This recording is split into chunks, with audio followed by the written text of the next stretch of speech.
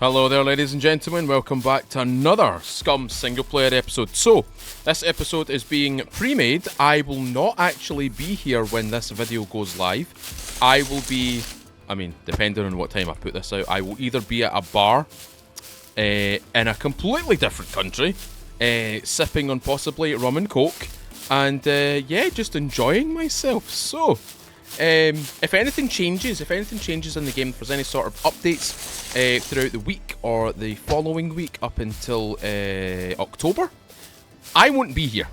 I will not be here. I will not be in the country. I will not be near a PC, and essentially, I'll probably end up missing it. I'll probably see the news about it on Twitter because I'll have my phone with me and stuff. I'll keep tabs on everything. You know what I mean? Keep up to date with things, and just I don't want to cut you down.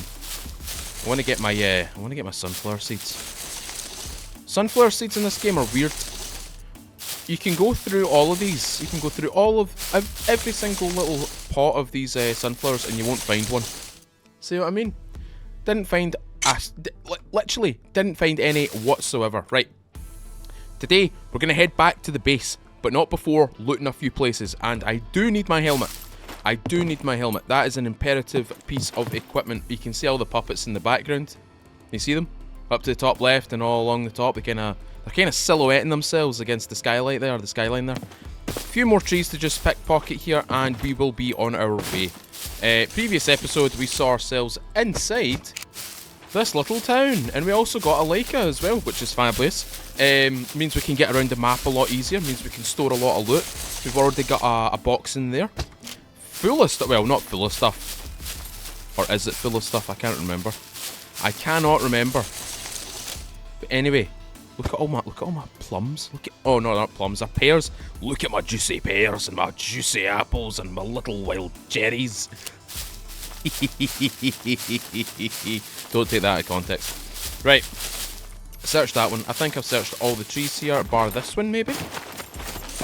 Yep. More cherries. Get them cherries. Get them popped. Again, not out of context. Right, let's jump in the motor. We are going to go to... Where should we go? Should we go to Bravo 2? We'll go to the... Yeah, we'll go to the castle first. Go to the castle. And then from there, we'll go to B2 town. I'm feeling lucky today, ladies and gentlemen. I have lots of arrows. I have my baseball bat. I'm ready to cleave a skull. I'm ready to batter something. I'm basically in that mood before I go on holiday where I'm just super excited. I'm ready to go. I'm raring to get on the plane. I want to go through the flight. I want to do all the things just holiday themed and stuff like that, and just land and be like, oh, I've made it. I'm actually getting a holiday this year. Now, I've not been abroad in quite a long time, and do you know what I found out lately? And I've probably mentioned this before, but there's now such things as self-check-in desks. I had no idea that those things existed. No idea that they existed. I was under the impression that it was still the kind of old system where everybody had to go up to like the desk. You can still go up to the desk because you still need a face to go with your luggage. Like, you need someone to actually put the luggage through and onto that conveyor belt, and it goes off to the plane. But essentially, there's self-check-in desks where you can weigh your bag, you print out your boarding pass, and you just scan your QR code to get all this information, all this relative information. Now, again, I love technology. I really do. I love technology. I always think there's something to innovate with, especially when it comes to, like, you know, phones and stuff like that, because everybody's got a phone nowadays. Everybody. Your granny, your dad, your ma, your auntie, the wee kids and that, they've all got phones as well. So, it's just a pure shock, because as I said, I was always used to the whole fact that you would go into an airport and it'd be really like, you know, it'd be really strict about things like timekeeping and stuff like that. You'd have to be on time, you'd have to have all the relevant information, and if you fucked up, it was your fault. It was essentially your fault, no one else's fault. So I was going into this with the notion of that kind of mindset until somebody told me about the self-check-in disc, and I was like, oh, is that what I use my phone for? And they're like, yeah, you use that to print out your boarding pass and stuff like that. And it's like, well, what else can you do with it?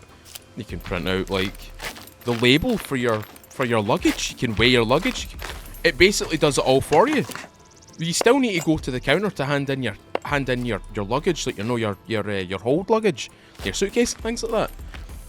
But it was just a blatant shock. It was like, I was always under the impression that when you go to an airport, it's an important thing. You're going through something which is allowing you to exit your country and go to a completely different country, and they're trusting you not to be a psycho, right? Now, obviously that doesn't always occur. Well, it's in rare occurrences that it'll occur. But, die, you bastard. But, as I said, I was always under the impression that it was a dead serious thing to go into an airport. It was like I viewed the whole building as just one massive security complex. And it kinda is. Because of, well, you know, Glasgow airport terror attacks and stuff like that. You have to have armed police patrolling the place. But it's I think it was just the initial shock of, like, this doesn't make sense. Like, why can I do this? Why am I allowed to do this?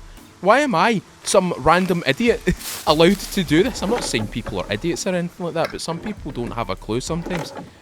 And I was under the impression that, well, as I keep saying, it's a really important place. You can't get if you get things wrong, that you'll get in trouble. But I think that's because the way I grew up with them, or the way I grew up around Glasgow Airport. When I used to go on holiday with my parents, and we'd go like maybe once a year, maybe twice a year if we were lucky. We'd go into the airport, and my dad would always make it a big, or my parents would make it a big deal. Like, you need to stick by us. Maybe it was just because I was a dumbass and I kept wandering around the place, but it was always that feeling of, oh, I better pay attention. This is important, because if I don't get this right, I could be in trouble, like deep trouble. And I was, maybe it was just my young mind. Maybe it was just the fact that I was in my youth that I was like, this is really scary. This is really spooky. And the first time after the Glasgow terror attacks on Glasgow Airport, I saw my first armed police, and I was like, whoa, that's so cool. That's awesome. And then my dad told me about like why they're there, and I was like, oh, I'm not so keen on this anymore. You know what I mean? I was like, oh, okay, I'll behave. I won't do anything stupid. I won't run away or anything like that. Because you know that way where you're growing up and your parents are like, don't you run away, otherwise the policeman will come and get you. You know what I mean? You know that they're not gonna come and get you. They're not gonna come and get you.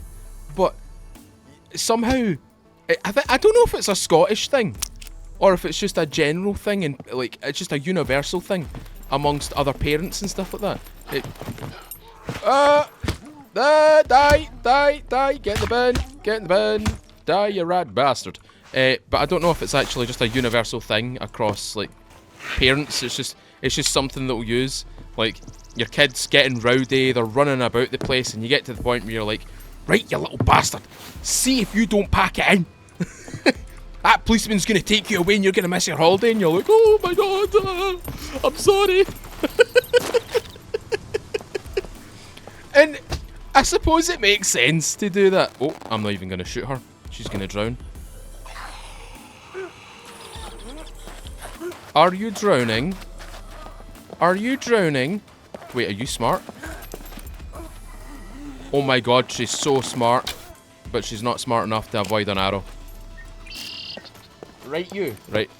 By the way, if you occasionally hear little galloping, if you can actually hear it through the mic, or if you can hear that rustling, oi, you. That is Cooper. Cooper's on his zoomies.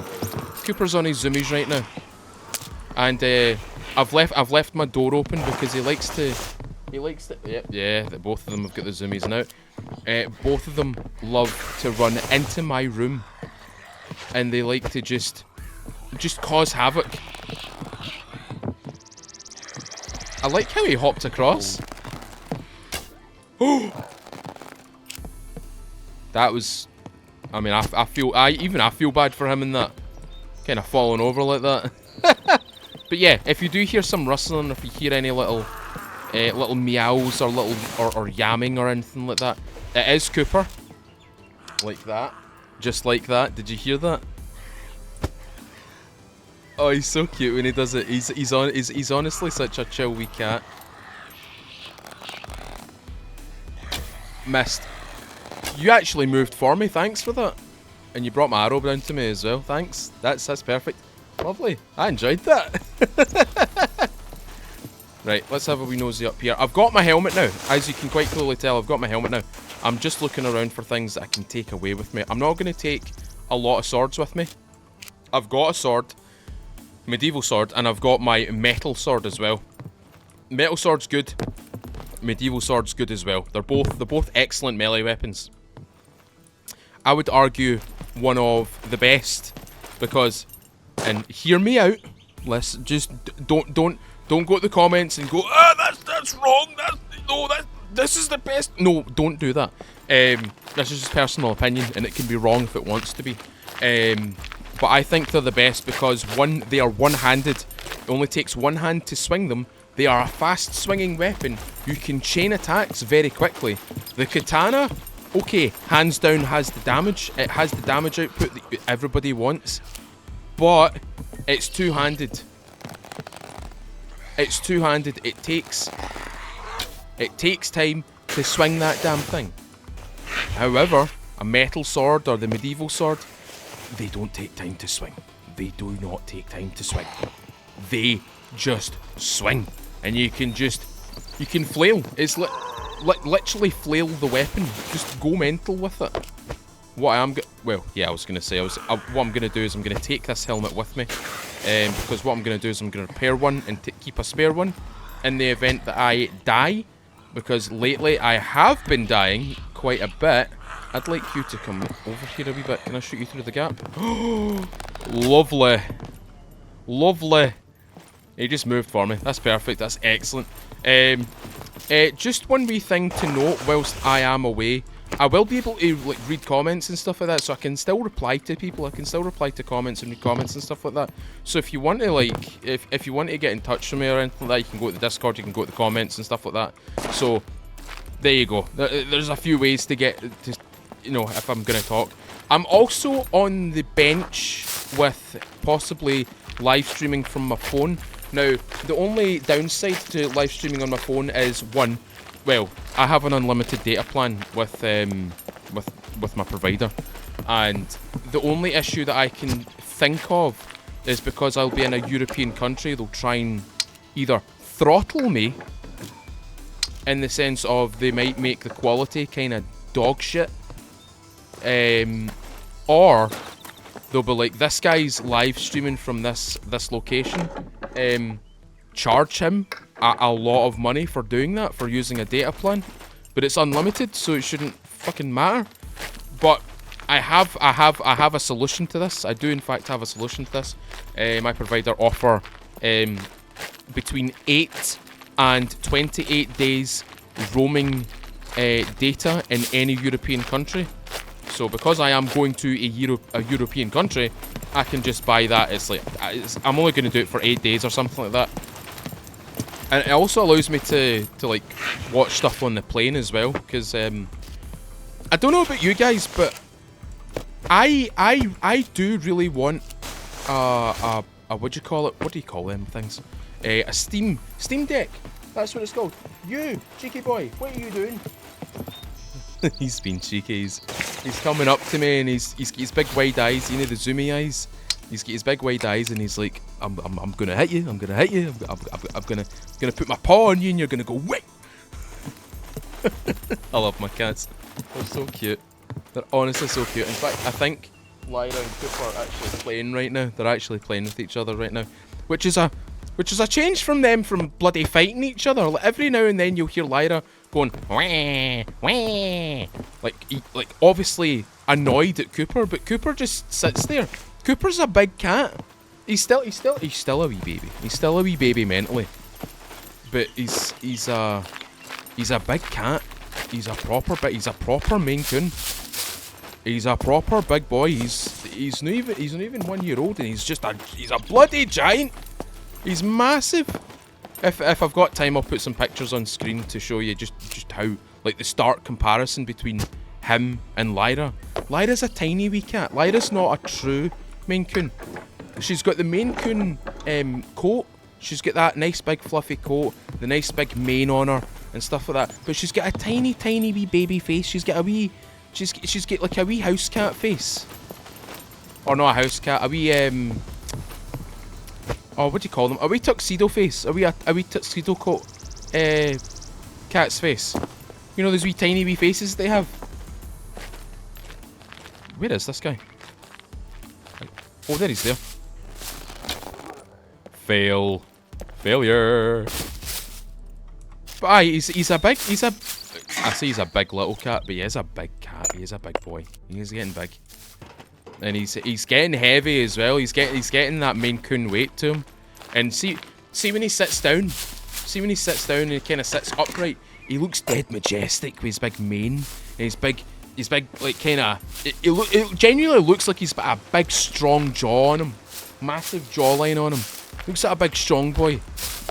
But honestly, he's the most fluffy, soft, just timid wee cat that you'll ever meet. He's the most chill cat I've ever had. In that sense, like, when I used to be at my parents, growing up, we had 3 cats. We had 2 white cats, and we had one little tortoiseshell, the tortoiseshell coat.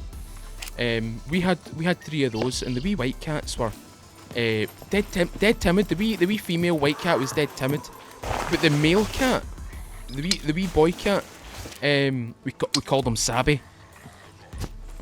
What they called Sabby, Mindy, and Siggy. That's what we called them. That were their names. I didn't name them. My mum named them. And Sabby was just a big chill cat. He reminds me a lot of him, like Cooper does. Cooper reminds me a lot of that old cat. And he was an awesome cat. Genuinely awesome cat. He was so chill. Could lift him up and he wouldn't give a shit at all. He wouldn't claw you. Like, if you wanted to play with him, if you wanted to throw like a wee ball like that, he would chase it with you. He would bring it to you. He's just a big dozy, dumb, lovable cat. That's what Cooper is. He's just well, I wouldn't say he's lazy. He's very hyperactive because he's still got that kitten energy in him. I know all cats get that kind of zoomy thing about them, but like he takes it to the extreme. Like he's a psycho. He's just a wee psycho. But you see him and he's just a big ball of fluff. He's the most harmless big cat I've ever seen. I've seen a lot of big cats. Genuinely have seen a lot of big cats, and he's just too cool. A big, chill, stupid cat. That's what he is. He's just too cool. I love him. He's such a cool wee cat. Right. I feel as though I've looted most of the stuff here, especially from my favourite turrets. I don't usually go around all the turrets. I usually just go through select ones. I've got my own little path, essentially. So, what we're going to do, head back to the car, drop off this stuff, and we are going to head southeast. We're going to head into Bravo 2. We're going to hit the police station. We're going to do a wee bit of looting. Hopefully going to find an MP5 from MP5 magazine, maybe a new shotgun, fresh shotgun. We also need to drop off all this food. We've got loads of things to do. Dozens of things to do. We've also got to build up the base. Got to build the preliminary, like, kind of outskirts of it, the kind of perimeter of it. And then we've got to build the main hold for the inside. I heard him, but I don't see him. I shot him in both arms. He can't use his arms anymore. That man's out for the count. Lovely. I did say in the past that this place used to be really good for arrows, but lately it's not been it's not been as fruitful for arrows. I managed to get myself some carbon arrows and some broadheads, but like, even before that, oh, switched straight to the broadheads. God damn.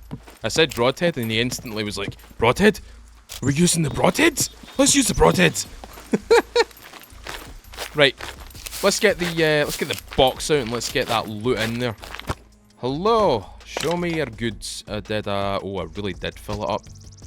Wow, I really did fill this up. I didn't realise that. I thought we had way more space than this.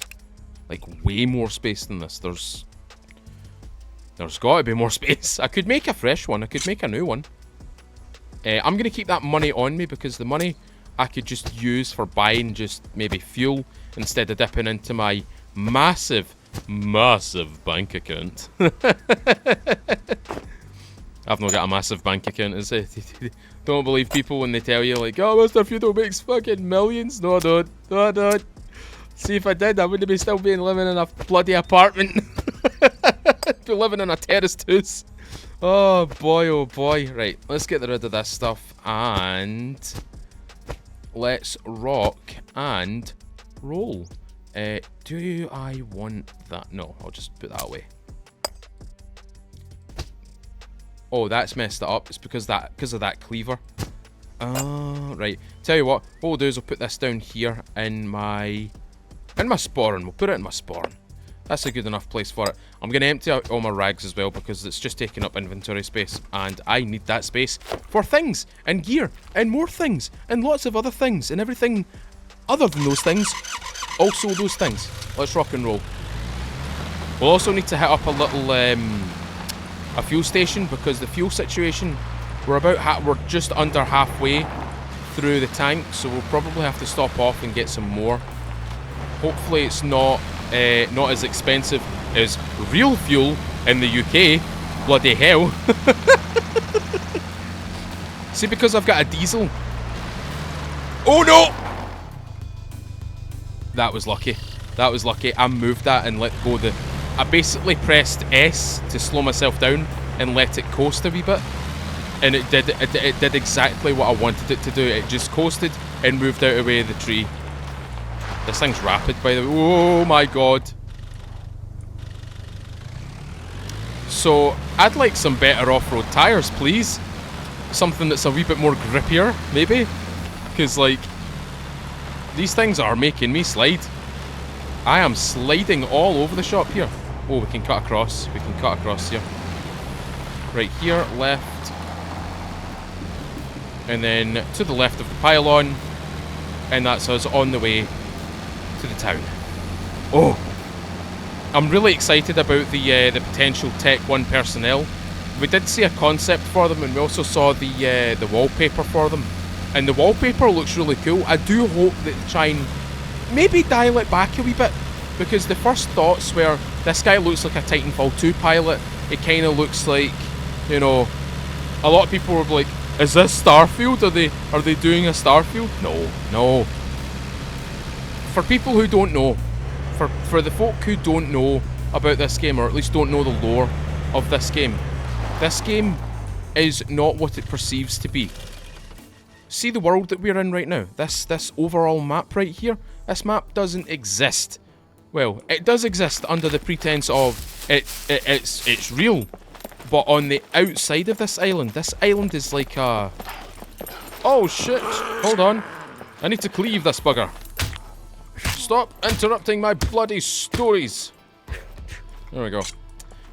On the outside, there's a wee carrot! I'll have that wee carrot. Sorry, I got distracted by the carrot. Don't take that out of context, alright? Don't take that out of context.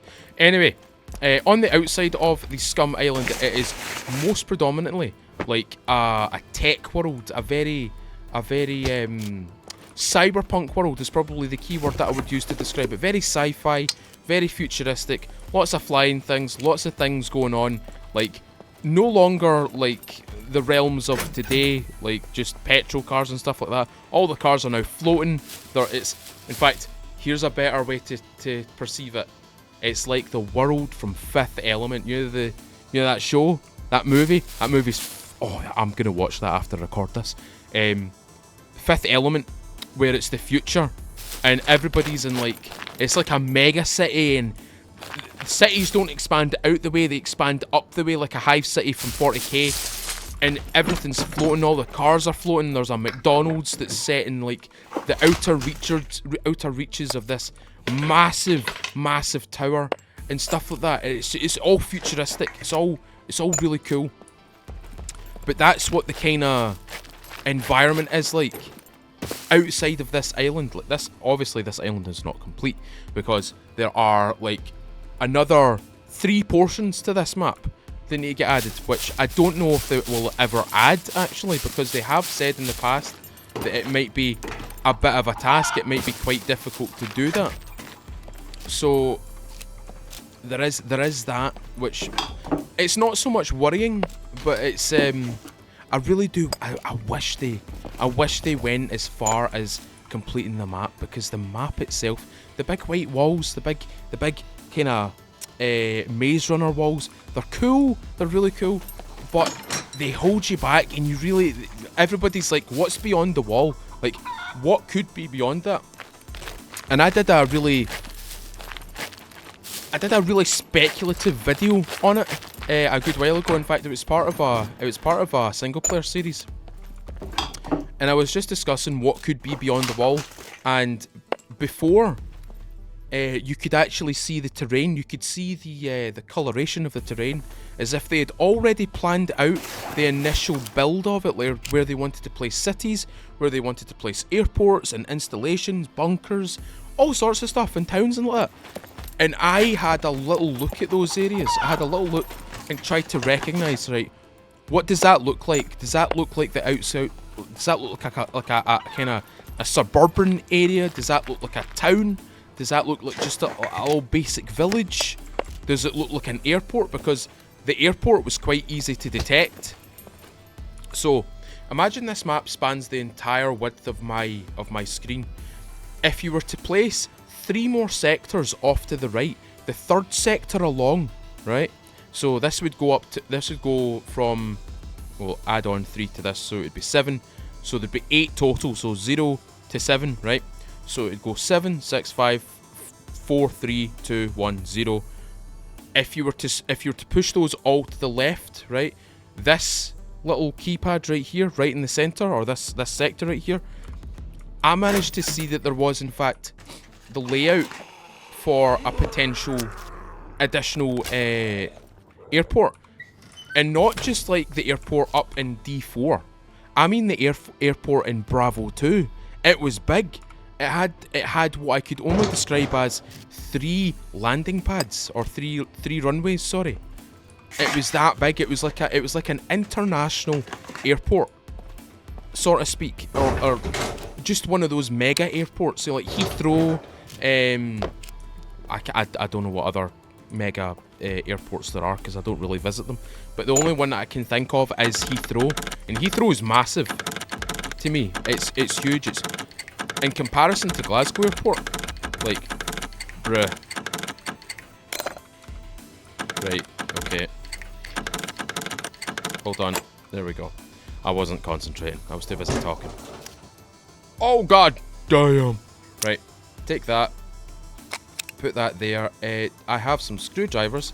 My car's all the way back there. I can't be bothered running back for it. Let's see if there's some bobby pins here. Hello? Zonked loser. Zonked loser. Shut that. Move this way. There should be one right there. He's dead. Should be a second one into my right. He's dead. These broadheads are lethal. You ever want to kill someone, you just use broadheads, alright? Right, there's not one there. There should be all inside the prison cells, though. And there's one here. No, there's not. He's upstairs.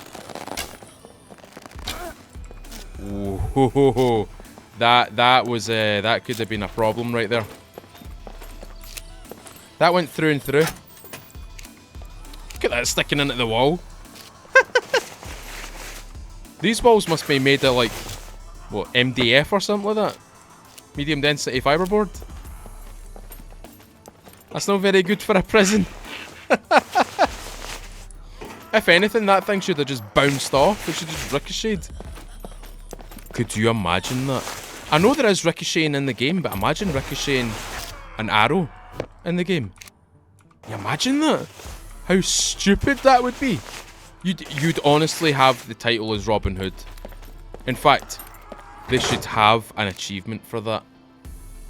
They should have an achievement for ricocheting an arrow off any surface that's solid, like a stone surface, a metal surface of some sort, and managing to get a kill with it. That would be hilarious, and I would love to see the clip from the person who does that, because that's like wizardry to me. Because some people can genuinely do that. Well, some people in some games can actually like figure out where the ricochet is gonna go. Oh boys, we're good. We're good. We're gonna go down here. We're gonna open up these. I'm gonna take my gloves off for this, because I feel like the gloves are causing me a havoc. There we go. Bingo. Oh, are we revy? Peacekeeper 38. Tidy. Now, one thing that I want the devs to do. We've now got a working pistol, ladies and gentlemen. Hold on. 2 seconds. I'm just gonna quickly load this. I'll continue my train of thought in just a second here. Anyway, as I was saying, with the revolvers, they should put the ability to fan that thing, to fan the revolver. Do you know? Obviously, people who use revolvers know exactly what I'm talking about. It's probably not the best thing for the gun. It's probably not a good thing for the gun. It's probably a horrible thing to do with the gun. But like, you know, it's cool. It looks cool. You know, I kind of want to do it. It's cool. All the cowboys do it. I want to do it. Right, you. Pack it in.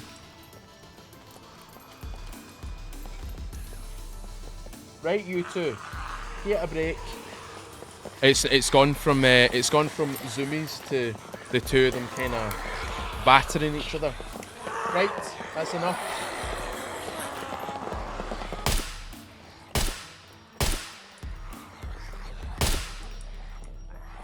This has got 15 rounds in it. I've got plenty of bullets.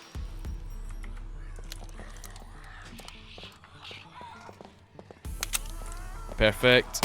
Bang. There we go. Any more? Any more? Any more? Oh, they just... they just... See these bloody cats? I swear. Right, he's in here. Zonked loser. Right, I think we're clear. I think we're hunky-dory. I don't think we have to worry anymore, so I'm just going to put that gun away. There we go. Plenty of... Hold on. I'm going to just search them. They might have something good on them. Nope. Are you? That puppet's definitely upstairs. That puppet is definitely upstairs. She's the one on the roof. We'll go deal with her in just a second because she's doing my boxing. Because she's throwing me off. Ooh. It sounds like she's getting a wee bit too close for comfort. And my main worry is sometimes that it will jump off the roof. I mean, if she's a glass cannon, she'll just die. The impact on the ground, she'll just die. But if she's just a normal one, she'll get back up and chase me. There's a battery right there. We'll take that. Battery. None of that is appealing to me, so let's go. Let's go this way. I'm hoping she doesn't understand where I am. Otherwise, we'll just have to drop down and go back up the stairs.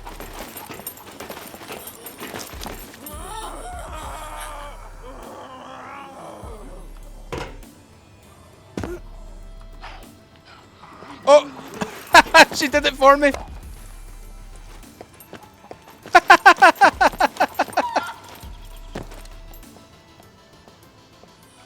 she go? Where did she go?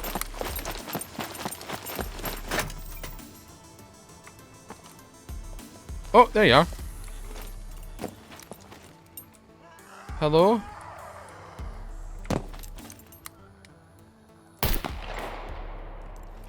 Problem solved. Let's go. Oh! I did not mean to do that. I did not mean to do that. That was an oopsie doozy by me. Right!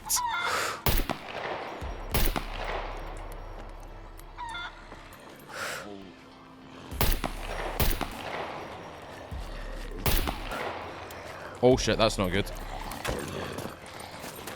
I can't jump through that window. I jump through this one though.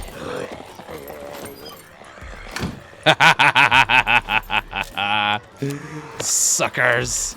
Right, we'll just unload this quickly. 3. And I did pick up a pack of it. Let's go. We've got some bullets. Can't I believe I missed those initial 2 shots. Oh. Such ugly buggers, aren't they?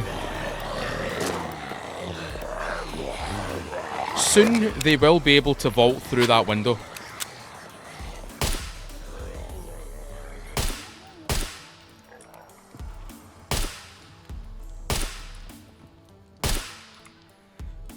There we go, sorted, problem solved. Oh, I can vault through that window. I can. Well, that was silly of me. Right, ladies and gentlemen, I'm gonna call it there. This has been a pretty solid episode. Even though it's only been one of my shorter ones, you'll probably notice that from the rest of the videos that I put out during the week, whilst I'm away. Like right now, I am not here. I am not in this country anymore. I'm in a different country right now, enjoying my time away and relaxing and stuff like that. But thank you very much for watching today's episode. I think in the next episode, we will probably end up going to the airport, and from the airport we'll probably just end up going home. There is a few things that I need to grab. Right, you two, get a break. Bloody cats! They don't know what to do with themselves. They try to fight each other and then they go back to playing with each other. Honestly, cats, just cats. What do you do? You can't do anything with them. Anyway, ladies and gentlemen, thank you very much for watching today's episode. If you have enjoyed it, please leave a thumbs up on this video. Tell me what you think in the comments below. Hey, if you've been enjoying this series and you've been enjoying the other videos within the series and you're still not subscribed, please consider subscribing, ring the little bell, you stay up to date with videos just like this, as well as a Sunday night live stream. Not this Sunday, because I won't be here. I will not be here. I will be in a different country. But on a Sunday night, we usually go for about 3-4 hours playing SCUM, a variety of other survival titles, FPS titles, RTS titles, and I will be painting when I come back from my holiday. I will be painting a 40k mini on stream, and this was the idea of Derm and Rig. I can't remember your full name. But the guys in my 40k channel on the Discord, you guys know who you are. I will be doing that. I will be doing that when I come home. Anyway, ladies and gentlemen, thank you very much for watching today. And as always, I've been Mr. Feudal. I'll see you all another time.